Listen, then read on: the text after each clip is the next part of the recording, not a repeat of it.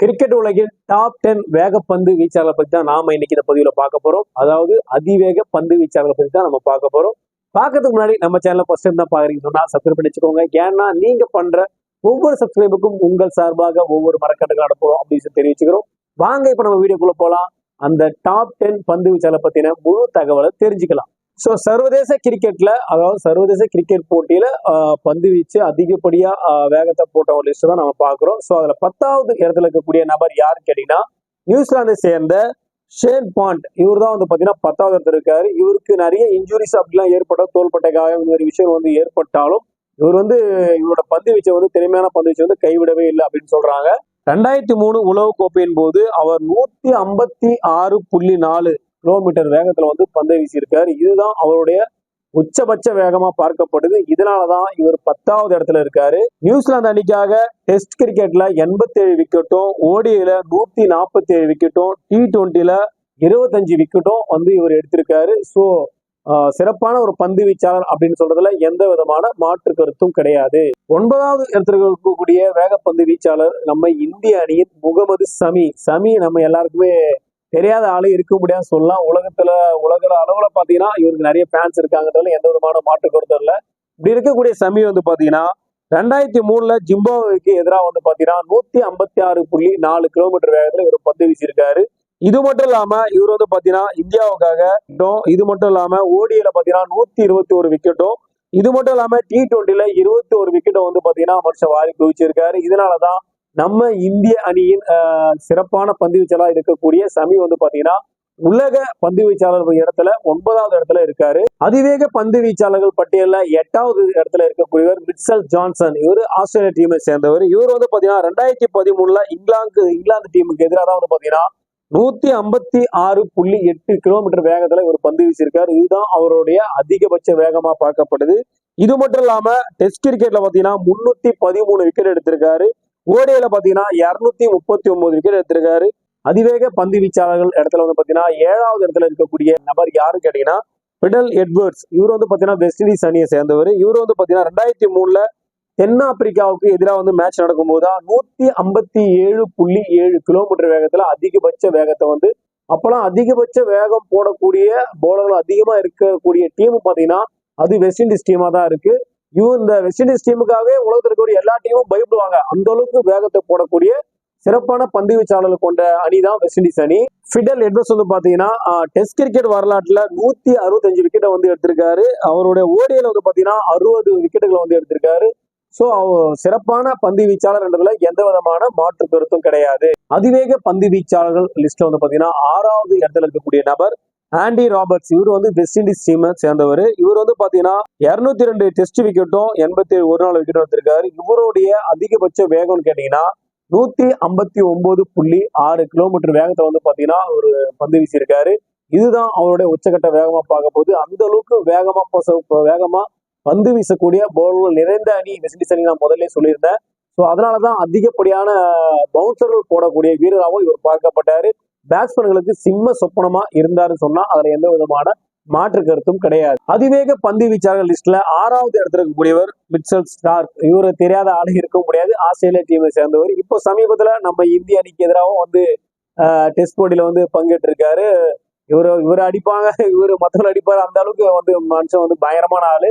ஆனா திறமையான பந்து வீசக்கூடிய இடத்துல இவர் இருக்காரு. எந்த நேரத்துல எப்படி எந்த பவுலர் எந்த பேட்ஸ்மேனுக்கு எப்படி பந்து வீசணும் அப்படின்றத தெரிஞ்ச ஒரு பவுலர் அப்படின்னு நம்ம சொல்லலாம். 2010 அறிமுகமான ஸ்டாக் பாத்தீங்கன்னா 244 டெஸ்ட் விக்கெட் எடுத்திருக்காரு. இது மட்டும் இல்லாம 178 ஓடிஐ விக்கெட்டும் எடுத்திருக்காரு. இது மட்டும் இல்லாம மிட்சல் ஸ்டார்க்கோட அதிகபட்ச வேகம் எவ்வளவுன்னு கேட்டீங்கன்னா 160.4 கிலோமீட்டர் வேகத்துல பந்து வீசுவாரு. அது மட்டும் இல்லாம இந்த வேகத்திலே அவர் ஸ்விங்கும் பண்ணுவாரு. இதனாலதான் எதிரணியா இருக்கக்கூடிய பேட்ஸ்மேன் நிலை தடுமாறுவாங்க. சோ உலகத்துல இருக்கக்கூடிய உலக அணிகளை எல்லாரையும் மிரட்டின ஒரு பவுலர் அப்படின்னு சொல்லலாம். இதுல எந்த விதமான மாற்று கருத்தும் இல்லை. ஆனா அவரை வச்சு சம்பவமும் பாத்தீங்கன்னா எல்லா அணியும் செய்வாங்க. அதுல குறிப்பா நம்ம இந்திய அணி சொல்லவே வேணாம். கிரிக்கெட் வரலாற்றுல அதிகபட்ச வேகப்பந்து வீச்சாளர் லிஸ்ட்ல 5வது இடத்துல இருக்கக்கூடியவர் ஆஸ்திரேலியா டீமை சேர்ந்த ஜெஃப் தாம்சன் அப்படின்ற பிளேயர் தான். இவர் பாத்தீங்கன்னா 1972 1985, அதாவது இப்ப இருக்கக்கூடிய 2K கிட்ஸ், 80 கிட்ஸ், 90 கிட்ஸ் எல்லாம் இவரை தெரியாது. ஆனா அந்த காலகட்டத்திலே பாத்தீங்கன்னா மனுஷன் 160.6 கிலோமீட்டர் வேகத்துல பந்து வீசியிருக்காரு. அப்படின்னும் போது நினைச்சு பாருங்க, எந்த அளவுக்கு அந்த பால் ஸ்பீடா இருந்திருக்கும். எதிரி அணி பேட்ஸ்மேன் வந்து பாத்தீங்கன்னா திணறடிக்கக்கூடிய விதத்துல பந்த போடுற ஒரு பெரிய லெஜண்ட் அப்படின்னு சொல்றாங்க. அந்த அளவுக்கு மனுஷன் வந்து பாலை போட்டிருக்காரு. இது மட்டும் இல்லாம இவர் வந்து பாத்தீங்கன்னா 200 விக்கெட் வந்து டெஸ்ட் விக்கெட்டை வந்து வாரி குவிச்சிருக்காரு. 55 ஓடிஐ விக்கெட்டுகளும் வாரி குவிச்சிருக்காரு. அதிகபட்சமா டெஸ்ட்ல தான் இவரை பயன்படுத்தியிருக்காங்க. டெஸ்ட்ல அதிகபட்சமான விக்கெட்டை வந்து வாரி குவிச்ச மனுஷன் ஒரு லெஜண்டா ஆஸ்திரேலியா அணிக்கு ஒரு திகழ்னாருல எந்த விதமான மாற்று கருத்தும் இல்லை. வேகப்பந்து வீச்சாளர் லிஸ்ட்ல 3வது இடத்துல இருக்கக்கூடிய நபர் பாத்தீங்கன்னா ஆஸ்திரேலியாவை சேர்ந்த ஷான் டைட் அப்படின்னு சொல்ற இந்த பிளேயர் தான். இவர் வந்து பாத்தீங்கன்னா இவரோட அதிகபட்ச வேகம் 161.1 கிலோமீட்டர் வேகத்துல போட்டிருக்காரு. அதாவது என்ன பண்றது, 160 அதிகபட்சம் 161 நினைச்சு பார்க்கவும் முடியாது. மின்னல் வேகத்துல வந்து பந்து வந்து பேட்ஸ்மேனை தாக்கும். அந்த அளவுக்கு வேகத்தை போடக்கூடிய சிறந்த பவுலரா அந்த காலகட்டத்தில் இருந்திருக்காரு. ஸோ இவர் வந்து பாத்தீங்கன்னா இவரோட காலம் 2005 முதல் 2016 வரையிலான ஓடிஐ பாத்தீங்கன்னா 62 விக்கெட் எடுத்திருக்காரு.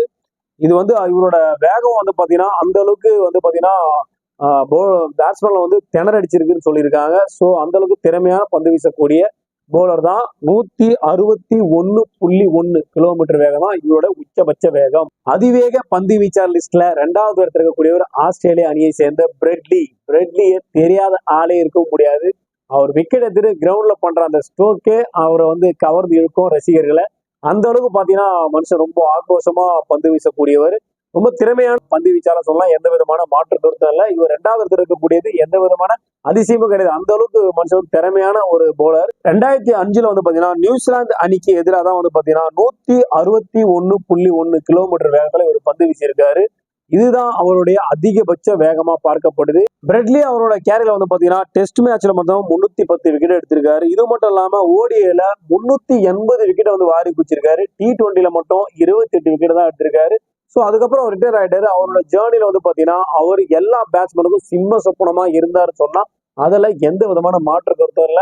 தரமான ஒரு பவுலர் தான் பிரெட்லி, ஆஸ்திரேலியா அணியை சேர்ந்தவர். உலக கிரிக்கெட் வரலாற்றிலே அதிகபட்ச வேகம் போடக்கூடிய முதல் பவுலர். அதாவது பாத்தீங்கன்னா இந்த உலகத்தை கிரிக்கெட் ஆரம்பிச்சு இப்ப வரைக்கும் சர்வதேச கிரிக்கெட் போட்டில அதிகபட்ச வேகம் போட்ட ஒரு வீரர் அப்படின்னு சொன்னா அவரு பாகிஸ்தான் அணியை சேர்ந்த ஷுவைப் அக்தர். அதாவது அந்த ஷுவைப் அக்தர் அப்படின்னு சொல்ல மாட்டாங்க, அவருக்கு ஒரு பட்ட பேரை வச்சுதான் அவரை சொல்லுவாங்க.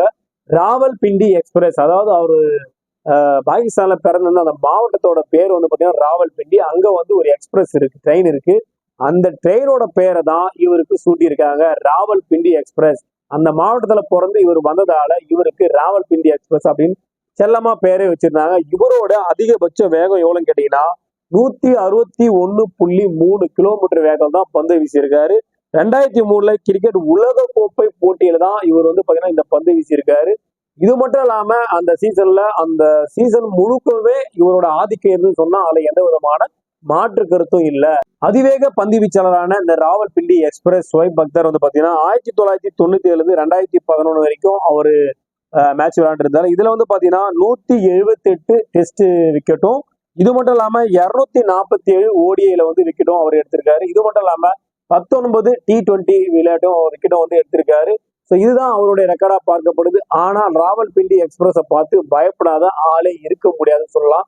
ஏன்னா கிரவுண்டோட லைன்ல இருந்து மனுஷன் ஓடி வருவார். இவர் ஓடி வரத்தை பாக்குறதுக்கு பாக்குற நமக்கே பயமா இருக்கும். அப்போ அங்க பிளே பண்ணக்கூடிய பேட்ஸ்மேன் கண்டிப்பா பயந்துகிட்டு தான் இருந்திருப்பாங்க. இதுல எந்த விதமான மாற்று கருத்துமே இல்லை.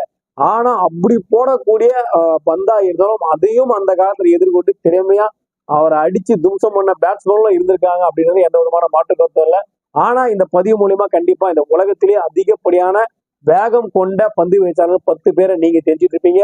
ஸோ நீங்க தெரிஞ்சுட்டா மாதிரி இந்த தகவலை உங்க கிரிக்கெட் ஃப்ரெண்ட்ஸ் தெரிஞ்சுக்கணும்னு நினைச்சீங்கன்னா அவங்களுக்கு இதை ஷேர் பண்ணி விடுங்க. அதே போல ஃபர்ஸ்ட் டைம் தான் நம்ம சேனலை பாக்குறீங்க சொன்னா சப்ஸ்கிரைப் பண்ணி வச்சுக்கோங்க. அப்பதான் நாம போடுற இது மாதிரி அற்புதமான தகவலாம் உங்களுக்கு தெரிஞ்சுட்டே இருக்கும். அதை பார்த்து நீங்க பயன்பெற முடியும். மேலும் மீண்டும் இதே போல அற்புதமான தகவலோடு உங்களை சந்திக்கிறேன். நன்றி, வணக்கம்.